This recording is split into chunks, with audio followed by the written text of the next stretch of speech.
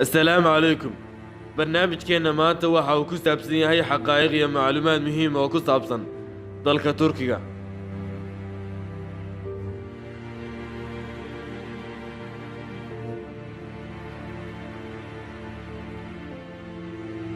Turkiga waa dawlad ku taal dhinaca koonfur bari ee qaaradda Yurub, waxaana xudun u ah wadamada Greek iyo Bulgaariya dhinaca galbeedka. dhinaca barigana Georgia, Armenia iyo Iran, halka ay koonfurtana xuduud la leedahay wadamada Ciraaq iyo Syria.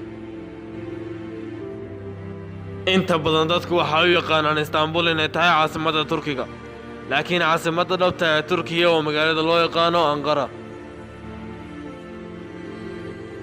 beedka guud ee Turkiga waa 783 kiiloomitir iskuweer, waxaana ku nool 8 milyan oo qof, waana waddanka 19aad ee ugu dadka badan adduunka.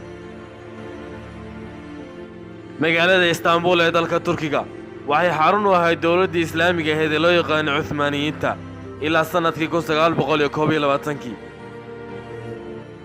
khilaafadii Cuthmaaniyiinta oo mid ka mid ah quwadihii ugu xooggan ee taariikhda soo mara, waxaana ka tirin jirtay dhul aad u ballaaran oo taxan 3 qaaradood. dhinaca Afrika waxay ka tirin jirtay laga soo bilaabo magaalo xeebeedka Berbera ilaa xeebaha waqooyi ee waddanka Algeria. sidoo kale waxay xukumi jireen wadamada dhaca jasiiradda Carabta, waxayna ku sii fideen dhinaca qaaradda Yurub, gaar ahaan daafaha Vienna, Austria. sanadkii 1924 Turkiga waxay inqilaab ku qabsadeen in lagu magacaabo Mustafa Kemal Atatürk, wuxuuna baabiyey nidaamkii dawladda Cuthmaaniyiinta, isagoo ka dhigay dawlad ku dhisan nidaam Calmaaniya.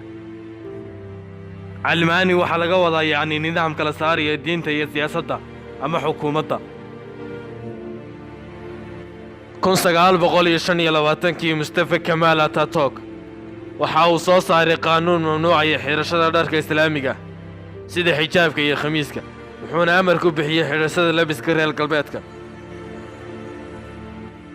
sanadkii 1928 waxa uu soo saaray inay mamnuuc tahay barashada qur-aanka iyo shareecada Islaamka, iyo sidoo kale inay mamnuuc tahay in lagu tukado afka Carabiga.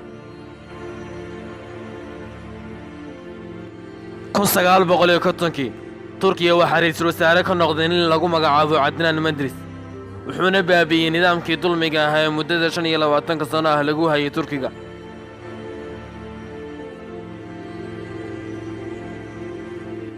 Turkiga waxay leedahay magaalooyin waaweyn, waxaana ugu caansan uguna dad badan 40 magaalo ee kala ah magaalada Istanbul, waxaana ku nool 15 milyan oo qof. waxaa ku soo xigta magaalada Ankara ee caasimadda Turkiga, waxaana ku nool 5 milyan iyo badh. magaalada Izmir 4 milyan iyo badh. magaalada Bursa ku dhawaad 2 milyan.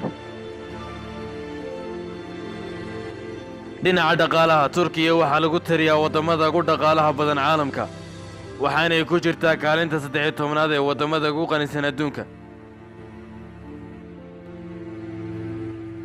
dadka ku nool Turkiga boqolkiiba 97 waa muslimiin, kaliya boqolkiiba 3 ayaan haysan diinta Islaamka.